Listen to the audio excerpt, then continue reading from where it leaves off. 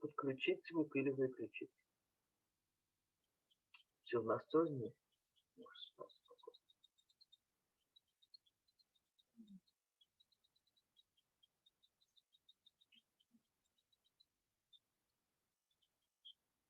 Запись.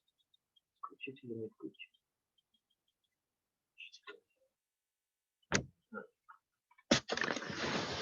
А я выключу.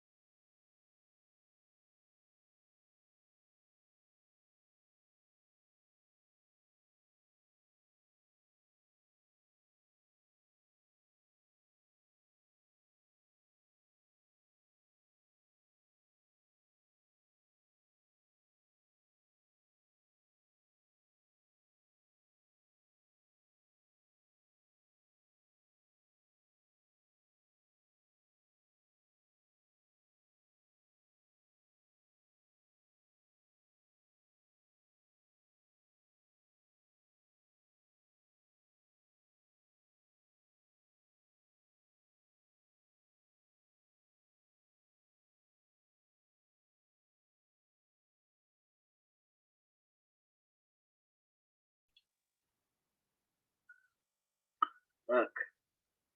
Assalomu alaykum, hurmatli talabalar. Bugungi leksiya guruhlar mexanika fanidan 9-ma'ruza.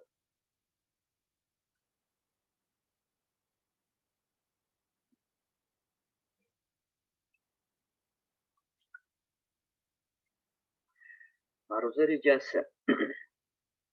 Birinchi, poydevor va poydevorlarni loyihalashda asosiy xususiyatlari. Ikkinchisi, muhandis geolog sharoitlarini tasnifda. Uchinchisi, grunt qatlamining muhandis geologik elementlari. To'rtinchisi, asoslarning bir xilligini muhandis baholash. Beshinchisi, poydevorlarni yetkazishning mumkin bo'lgan minimal chuqurligini aniqlash. Oltinchisi, istilmagan binolarni tashqi va ichki asoslari uchun KMni baravar 1/1.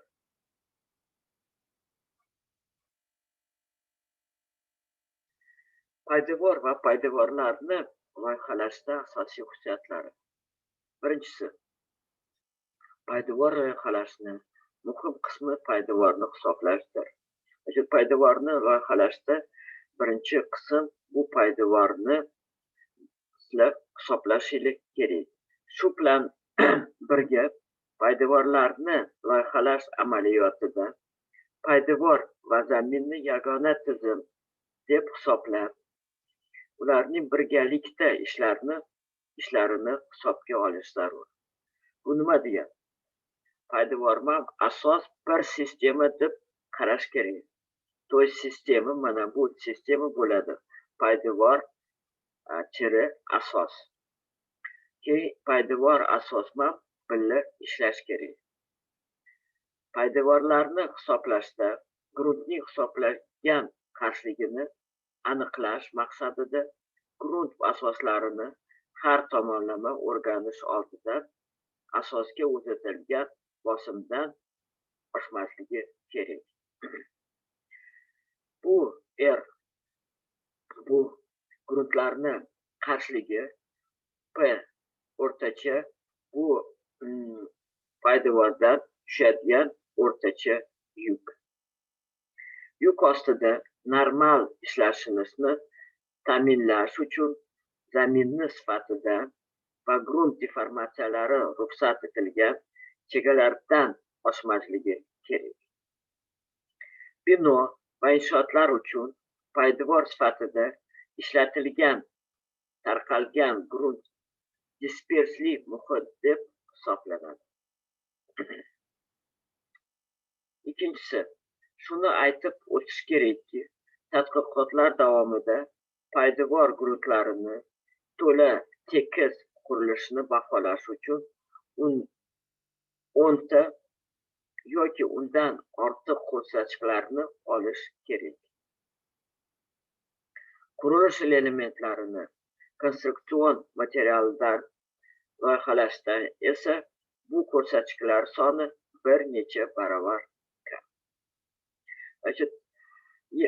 Poydevorni gruntlarni to'la tekis qurilishni baholash uchun sizlarga 10 ta ortiq ko'rsatkichlar kerak. Konstruksion qurilish elementlarini materialda buni bir nechta baravar kam.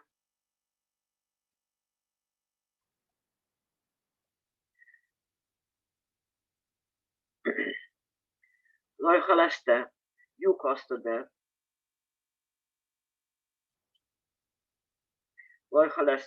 ostidagi gruntni deformatsiyalashini e'tibor olish uchun poydevorni chuqurligi, uni geometrik o'lchamlari, shuningdek chiqindilarni hisobga olish kerak. Bu nima degani?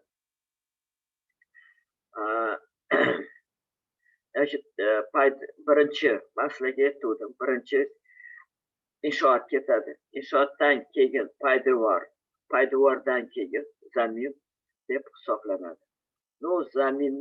Zaminda sizlar bilasizlar, bu grunt yotadi. O'sha gruntni deformatsiyani e'tibor olish kerak. Shu gruntni, to есть asosni yoki zaminni deformatsiyalarini e'tibor olish uchun poydevorni chuqurligi D, bu poydevorni chuqurligi D deb hisoblanadi. Uni geometrik o'lchamlari nima kiradi? Poydevorni eni, chuqurligi. Sizlar bilasizlar, poydevorni eni D kichkinama o'lchanadi, belgilanadi. Chuqurligi bo'yicha bu D geometrik o'lchamlari keyinchalik sizlar o'tasizlar. Bu eni aytmoqmanki, chuqurligi bu har xil bo'lishi mumkin. Keyin geometrik o'lchami bu keyinchalik o'tasizlar vertikal bo'lishi mumkin yoki zinapochchali bo'lishi mumkin. O'shani geometrik o'lchamlariga kiradi.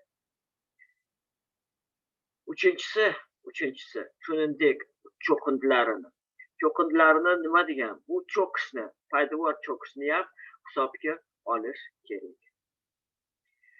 Poydevorlarga muhim gorizontal yuklar qo'llaganda poydevorlarning mustahkamligi va ustuvorligini ta'minlash uchun hisob-kitoblar ham amalga oshiriladi. Endi poydevorga muhim gorizontal yuklar yuklaganda poydevor o'zini mustahkamligini va ustuvorligini ta'minlash kerak. Bu mustahkamligi bu o'sha birinchi chegaraviy shartlar bo'yicha uni tushadigan yuk o'sha chegarali kuchlanishlar kam bo'lishi kerak. Ustuvorligi v основном qaralarda cho'kishi ham bitta chegarada bo'lishi mumkin. O'shani sizlar ham hisob-kitoblar qilib o'shanga oshilasizlar. Birinchi chegaraviy shartga va ikkinchi chegaraviy shartga.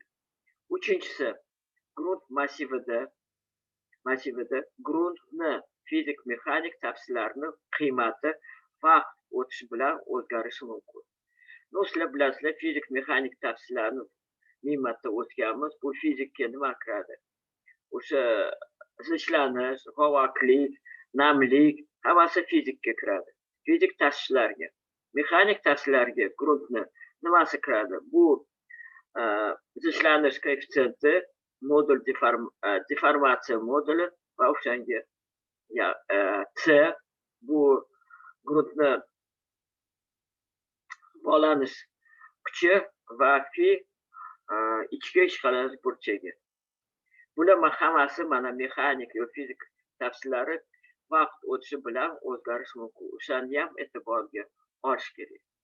Endi masalan, grunt osti suvlari sathi ko'tarilgan hollarda bu jarayonlar asos va poydevorni loyihalashda ham hisobga olish kerak.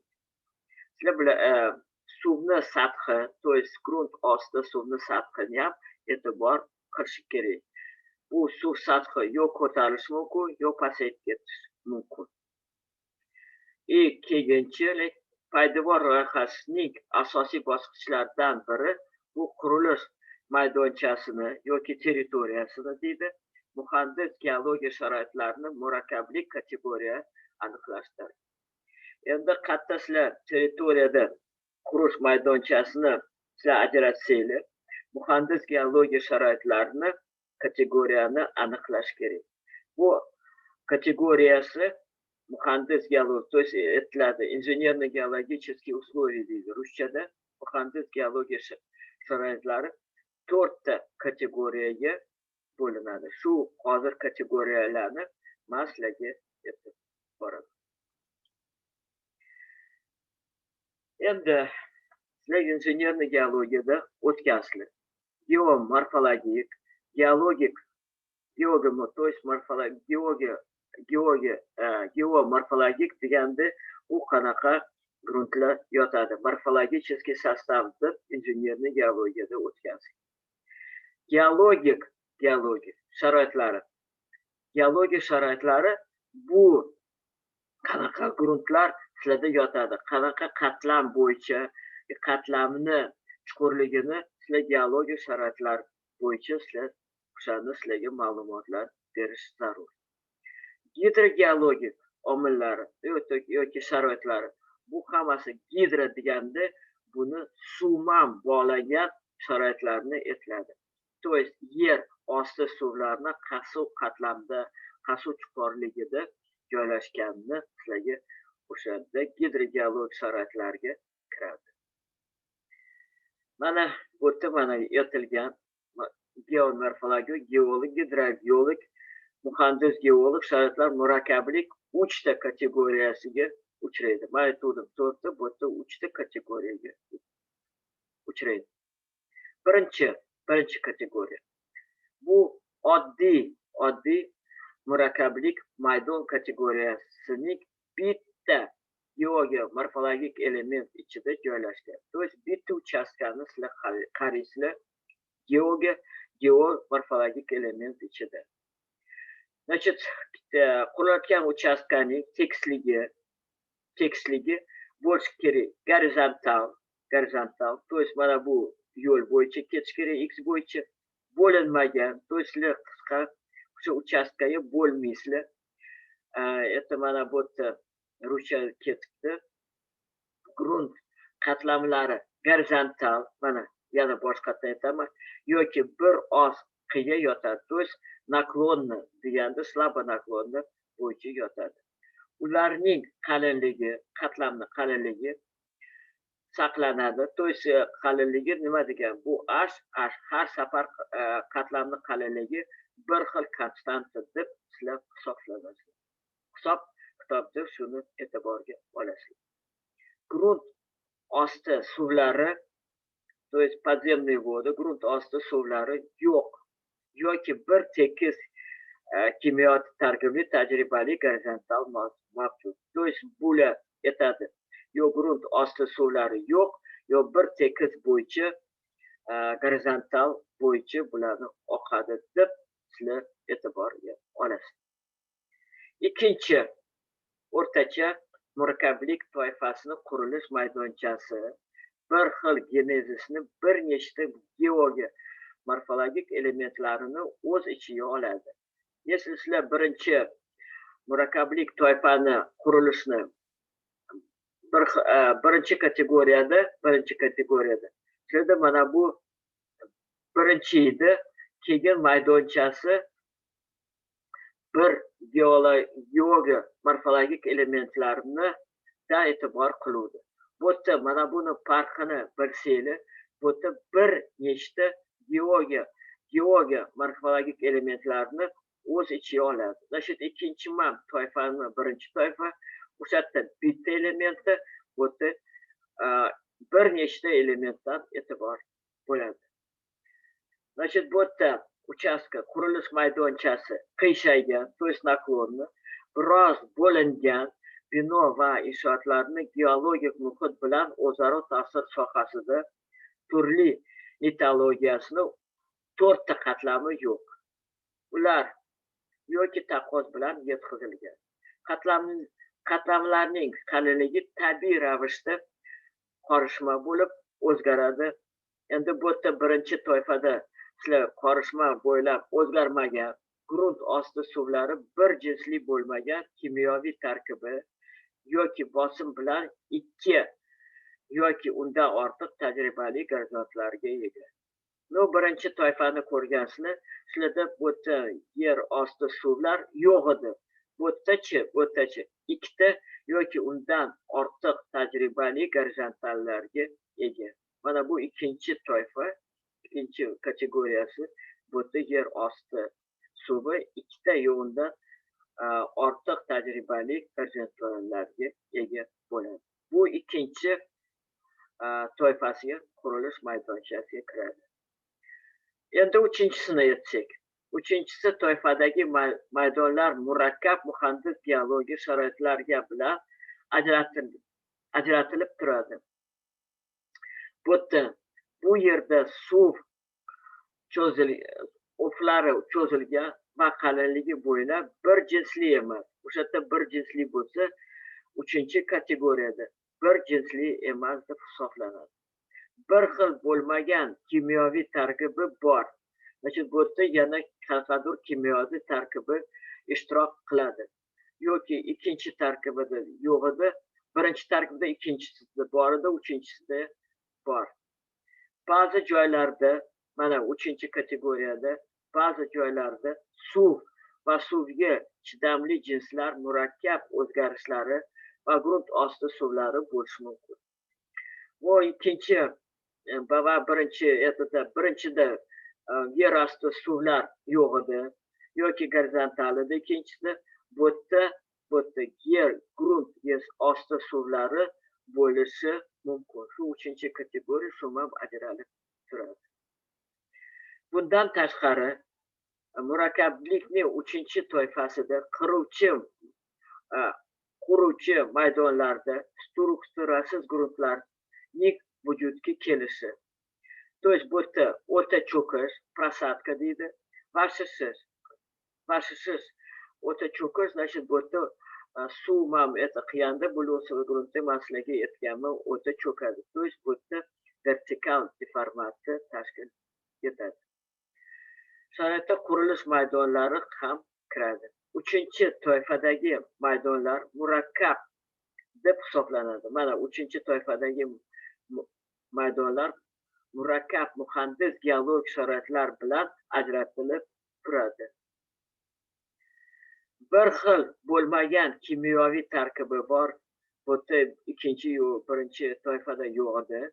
Ba'zi joylarda 3-toifada qaranglar, mana bunga e'tibor olinglar. Ba'zi joylarda suv va suvga chidamli jinslar murakkab o'zgarishlari va yer osti suvlarini bo'lishi mumkin. Mana 3-kategoriya murakkab kategoriya deb etiladi. Mana ba'zi joyda suv va suvga chidamli jinslar murakkab o'zgarishlari bo'lishi mumkin. Yer osti suvlari ham bo'lishi mumkin. Bundan tashqari, murakkablikning 3-toifasida quruvchi maydonlarga strukturasiz gruntlarning vujudga kelishi. Bu yerda gruntlar strukturasiz gruntlar deb hisoblanadi. Bu yerda yana mana o'ta cho'kish, shishish sharoitda qurilish maydonchalari ham kiradi.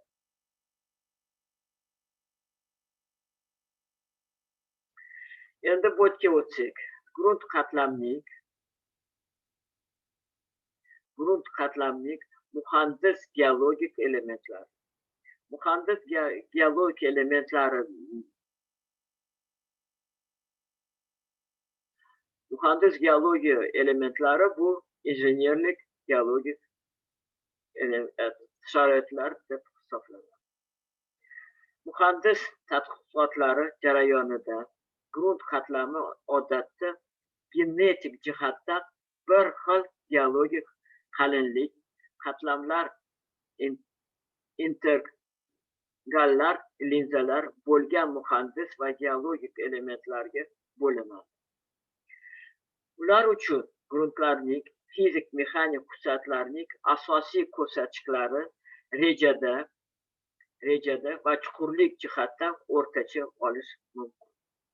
O'rtacha deganda bu o'rtacha qiymatlarni olish mumkin deb hisoblanadi. Muhandis geologik elementlar o'rtasidagi chegaralar burgilish, bu zanjirovание deydi. Sizlar buni o'tgansizlar. Vaqtida tashqi xususiyatlar tarkibi qanaqa grunt tarkibidan o'zi joylaydi. Rangi bu svet, rangi qanaqa xos xususiyatlari, qanaqa uni ko'rinishi, ikkinchi gruntni yer suv sathiga qaraydi. Bu grunt suv sathi emas, bu yer suv sathi deb hisoblanadi. Asosida oldindan o'rnatiladi. Keyinchalik fizik xosalarning ko'rsatkichlarini tahlil qilish asosida muhandis geologik elementlarning chegaralari aniqlashtiriladi. Bu holda burgulash, bu zanjirovание deydi, burgulash ma'lumotlaridan va geofizik usullardan foydalanish mumkin. Loyihalash jarayonida grunt qalinligi parametrlarini o'zgarishini tahlil qilish mumkin. Demak, poydevorlar gruntni muzlash chuqurligidan pastga yotqizilsa, do'st mana poydevor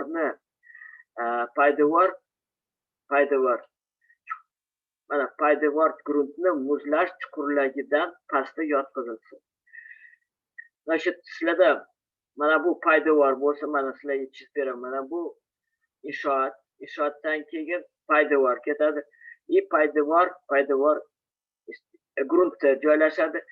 Poydevorni loyihalashda yerni yoki asosni muzlash chuqurligidan yuqori bo'lishi mumkin yer suvda yoki pastda yoki o'shanda pastroqda. Endi mana buni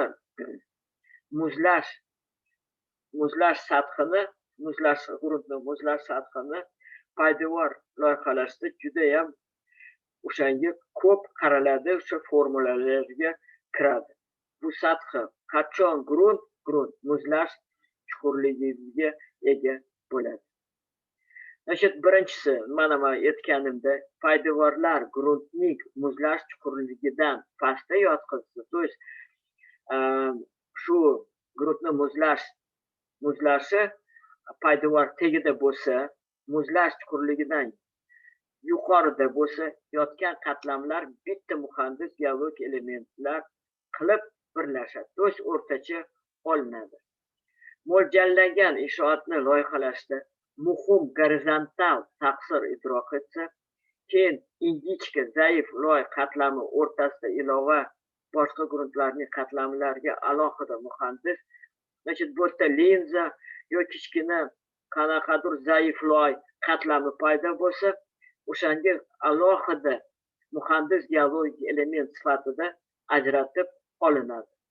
Chunki strukturani kuchsiz qatlam bo'lib siljitish mumkin. Bu yerda qanaqadir keyinchalik ingichka zaif loy qatlam bo'lsa yoki boshqa nobir jinli gruntlar paydo bo'lsa, o'shanda sizlar shu qatlam sizlarni inshootni kuchsiz qatlam bo'yicha siljitish mumkin. O'shanga alohida muhandis geologik sharoitlarni boshqatdan sizlar o'shanga e'tiborga olib o'sha hisob-kitobda o'shani e'tiborga olishlik. Shuning uchun hisoblashda kuch xarakteristikalarni haqida ma'lumotlar, mana sizlar aytdim. Qanaqa kuch xarakteristikalariga haqida ma'lumotlar, qanaqa sizlar inshootni qurasizlar, bir etajmi, ikkinchi etajmi, qanaqa etajga. Bunga e'tibor qilish kerak. Poydevorni loyihalashda. Tushadigan poydevordan zaminga tushadigan yukni ham e'tiborga olish kerak. O'sha yuk inshootni og'irligiga qarab hisoblanadi. Ikkinchisi, yuk ko'tarish qobiliyatini, ma'lumotlarni bilish zarur. Nima sizlarga aytdim, mana bu yuk ko'tarish qobiliyatini poydevorni hisoblaganda sizlar o'shani bilishingiz kerak, qanaqa poydevor shu inshootdan tushadigan yukni u ko'tarish kerak. To есть o'shani yuk ko'tarish qobiliyati bilish zarur. Boshqa tomondan, agar bunday qatlamning strukturasini cho'kishga ta'siri ahamiyatsiz bo'lsa, deformatsiyalar uchun hisob-kitoblarda qatlamni alohida muhandis geolog elementiga ajratish shart emas. To есть o'rtacha olinadi. Bu yerda yuk deganda, yuk ko'tarish qobiliyati deganda bu hammasi kuchlanishlarga kiradi. Deformatsiyalar uchun deformatsiya bu hisoblanadi. Vertikal deformatsiya bu cho'kishni e'tiborga olish kerak deb hisoblanadi. Asoslarni bir xilligini muhandis baholash. Asoslar degan yoki asoslar yoki zamin bu bitta sinonim so'z. Yoki asoslar deyiladi, yoki maslaga aytgandek zamin deb hisoblanadi. Amaldagi normativ hujjatlarga nima kiradi? Normativ hujjatlarga o'sha qurilish me'yoriy qoidalari kiradi. Yoki normativ hujjatlarga hozir shaharsozlik normativ hujjatlar kiradi. Yoki eskicha aytganda строительные нормы и правила, SNIP kiradi. Значит, o'sha normativ bo'yicha sizlar hisob-kitob qilish kerak. Bir jinsli bo'lmagan quyidagi mezonlardan foydalanish tavsiya qilinadi. Bu yerda alfa Y, bu Y indeksi turibdi. Bu zaminning siqiluvchanligini o'zgaruvchanlik indeksi. Bu alfa Y indeksi turibdi. Значит, zaminni, то есть gruntda yotgan zamindagi gruntni siqiluvchanlik o'zgaruvchanligi indeksi. Bu alfa Y, bu nimaga e'tibor qilish kerak? Bu alfa Y, значит, o'sha gruntni прочностный xarakteristika kiradi. Indeksi alfa Y va unga rejasidagi mos deformatsiya moduli. Mana deformatsiya moduli masalaga aytdim. Bu mexanik xarakteristikasiga kiradi. Siqiluvchanlik indeksi, mexanik xarakteristika, keyin deformatsiya moduli. Deformatsiya moduli Y bu indeksda bo'lishi kerak. YA, вот alfa Y и YA qiymatlari aniqlash uchun turli geomorfologik bo'yicha deformatsiya ya'ni o'rtacha chuqurlik modulini qurilish maydonchasini bo'limlarini hisoblash kerak. Har bitta zaminni yoki chuqurligini injener geologik bo'yicha o'shani mana bu alfa Y zaminni, to есть gruntni siqiluvchanlik o'zgaruvchanlik indeksini va deformatsiya modulini sizlar hisob-kitob ularga qilish kerak yoki ular sizlarga hisob-kitobdan oldida shuni sizlarga berish kerak. Bu deformatsiya, mana deformatsiya sizlar bilasizlar Y bu indeks A. Deformatsiyaning o'rtacha chuqurlik moduli, o'rta chuqurlik moduli nima farq qiladi? Bu YA bo'lsa, mana bu indeksda Y deformatsiya moduli DI bo'yicha indeksga bo'yicha kiradi. Faol deformatsiya zonasini tashkil etuvchi grunt qatlamlarining qalinligi va siqiluvchanligi hamda poydevor tagligi ostidagi kuchlanishlarni siqilish xarakteriga bog'liq. No, maslaga aytdim. Poydevor tagidagi poydevor qattiq tomon bo'lsa, o'zini ruschada aytiladi подошва. Bu yerda aytadi просто poydevorni tagligi deb aytiladi. Bu poydevor qattiq tomon bo'lsa, o'shani подошва yo tagligi deb hisoblanadi. Mana bu alfa Y, mana bu siqiluvchanlik.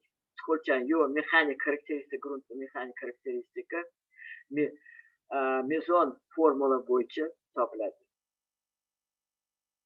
Mana formula alfa Y bu mexanik xarakteristikasi. Mexanik xarakteristika baravar YD bu ham kiradi indeksga, YD minimum, hammasi indeksga kiradi.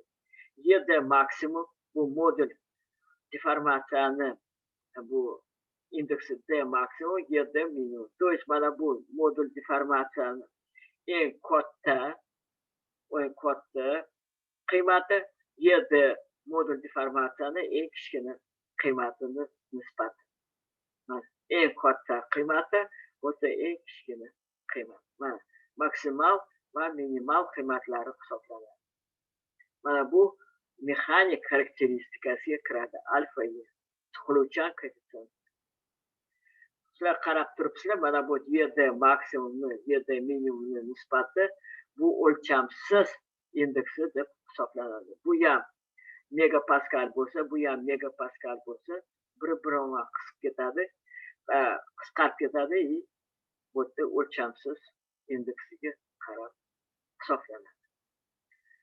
Ya, mana mezon formula yordamida aniqladi. Bu formula sizlarda bu yerda ko'rsatmak formula bo'yicha bu yerda leksiya moduldan qaraysiz. Shuning uchun loyihalash birinchi bosqichda ba'zi soddalashtiruvchi shart-sharoitlar, deformatsiyalar YDI bu Y bo'lsa bu modul deformatsiya deydi. Nimaga imенно modul deformatsiya? Sizlarda bor elastik moduli, modul deformatsiya. Men sizlarga aytganman, shu gruntlar mexanikada ko'pincha hammasida deformatsiya moduli ishlatiladi. Bu indeksda bu Y. O'rtacha moduli aniqlash murakkabligi kamaytirish uchun joriy etiladi. Faraz qilaylik, qo'shimcha kuchlanish sigma ZP, bu ham sigma kuchlanish ZP bu indeksda turadi. Sizlar bilasizlar, mana bu sigma ZJ bor, sigma ZP bor. Sigma ZP bu tashqi kuchlar bo'yicha kuchlanishlar, sigma ZJ bu tashqi kuchlardan kuchlanishlar. Hozir men sizlarga aytaman, bu sigma ZP uchburchak qonuniga muvofiq o'zgaradi va siqiluvchan qalinligi uchun poydevor tagligini kengligi 2,5-3,5 ga teng bo'lgan chuqurlik bilan chegaralanadi. Men sizlarga aytdim, tagligini hozir kengligi men sizlarga aytaman, yo tagligini kengligi yoki poydevor kengligi bu kichkina bman belgilanadi. Men sizlarga hozir ko'rsataman. Tak, mana bu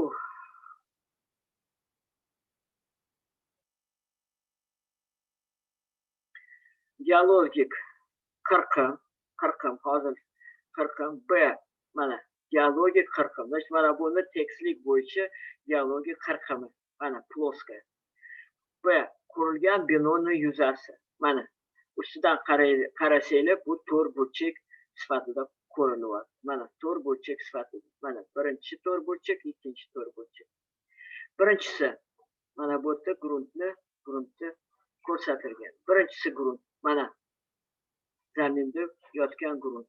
Mana birinchi grunt. Bu suglenik, o'zbekcha degan qumoq. Endi biz o'rganib qolganmiz, o'zbekchada ham ruschada suglenik deb aytishga. Hozirgi zamonda qumoq deb uni hisoblanadi. Mana suglenik bu qumoq. Mana ikkinchisi, mana ikkinchisi. Mana bu yer sathi. mana yer sathi, mana yer sathi, mana bu. İkincisi bu changli kum, mana песочный grunt deydi, mana changli kum. Uchinchisi mana uchinchisi.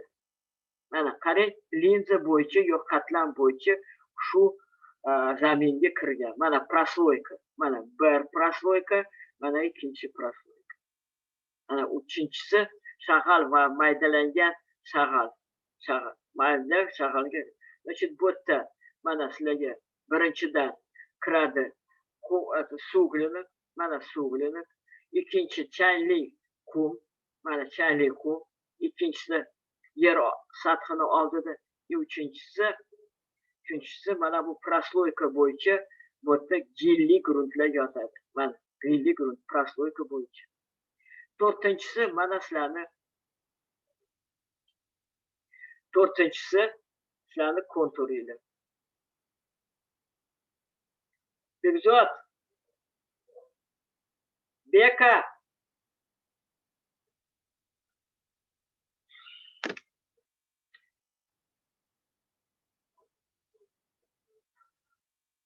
Bekzod,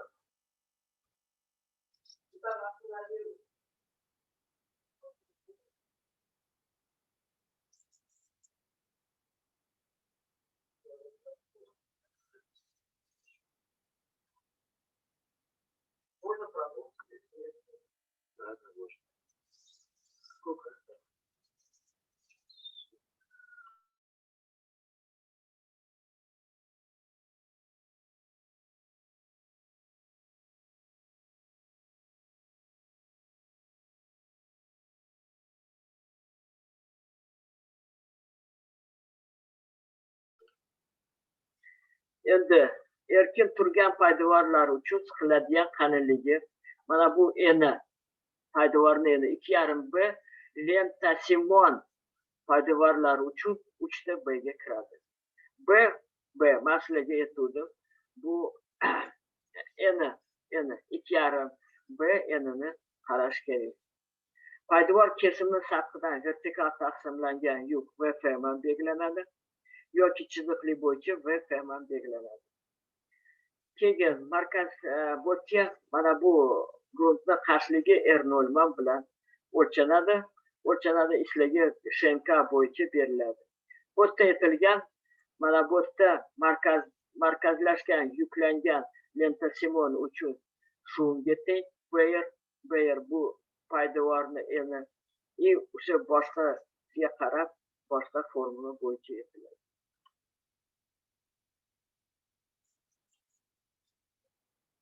Poydevor tagidagi qo'shimcha bosim P baravar bo'ladi R0 ga.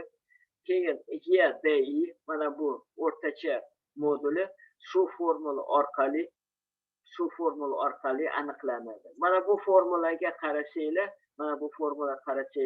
mana sigma ZP, sigma ZK ga bu yerda ikkitasiga bog'liq. O'zi tashqi yukdan keyin mana bu B ga bog'liq. Bu eniga gruntlarni qarshiligiga shu formula kiradi. Mana R0 bu gruntni qarshiligi. Mana bu T ham hozir aytaman. Mana bu modul deformatsiyaga bo'tga ichiga kiradi. Bo'tga sigma ZK, bo'tda ZP mana bu formula bo'yicha kiradi. Значит, bo'tda K gruntni qatlami, H qalinligi, K qatlamni T o'lchamsiz koeffitsient. Значит, bu mana bu T koeffitsient. Mana bu poydevorlar uchun lenta Simon poydevorlar uchun baravar 3 ga, kvadratli lenta poydevor bo'lsa, bu baravar 2,5 ga teng bo'ladi. Endi bu qatlamlarning soni.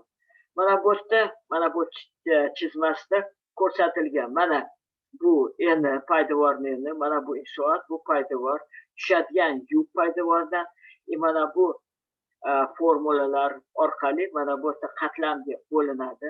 Har bitta qatlamdagi kuchlanishlar topiladi, keyin hammasi yig'indisini ham oladi. Bu yerda sigma ZP bu tashqi yukdan hisoblangan kuchlanishlar deb hisoblanadi. Mana bu chuqurligi mana bunga bo'linadi. Poydevor yetkazish mumkin bo'lgan minimal chuqurligi bu baravar bo'ladi sayoz poydevorlar bo'yicha 0,5 metr bo'lishi kerak. Chuqurligi zamin qavatda qametda 0,5 dan 0,7 gacha o'rnatiladi. Bu yerda muzlash chuqurligini ham hisobga olish kerak. Bu sizlarning formulalar berilgan bo'ladi. Mana bu df baravar kh ko'paygan dfn. Har bittasida dfn muzlatish me'yoriy chuqurligi, kh binoning issiqlik rejimini ham e'tiborga olishingiz kerak. Endi ochiq qutbda katlavanda poydevorlarni loyihalash. Endi biza sayoz poydevorlar в основном ochiq qutbda yo'q katlavanda joylashadi. Sayoz asoslarining foydalanish maqsadida muvofiqlik aniqlasa, ularning mumkin bo'lgan takribiy shakllarida hisoblanadi. Binoni yo'q inshootni qurilishida uchta qismi konstruktiv yechimlarga mavjud yuklarga va texnik iqtisodiy tavsiyalarga qarab poydevor turini qabul qilinadi va uning asosiy o'lchamlari aniqlanadi. Esa poydevor chuqurligini qabul qilingan poydevorning konstruktiv xususiyatlariga qarab belgilanadi va tagligini o'lchamlarini hisoblab chiqiladi. Poydevorning umumiy o'lchamlarining yetarlicha bajarish bilan tekshiriladi. Bu yerda ko'pchilik, конечно, istalgan bino yoki istalmagan binoga ham qaraladi. Bu yerda sizlarda poydevordan tagida zamin o'rniga podval qurasizlarmi, podvalni qanaqa chuqurligiga hammasiga e'tibor etiladi. Men sizlarga bu yerda hammasi leksiyada bor, istalgan, istalmagan nechinchi podval bo'lishi kerak. Bu jadvallar hammasi sizlarda KMKda berilgan. Mana bu yerda sizlarga men aytilgan nazorat savollari va ularga testlar hammasi mezonga kiradi, platformaga joylashtiriladi. Kimda qanaqa savollar bor? Bekzod savollar.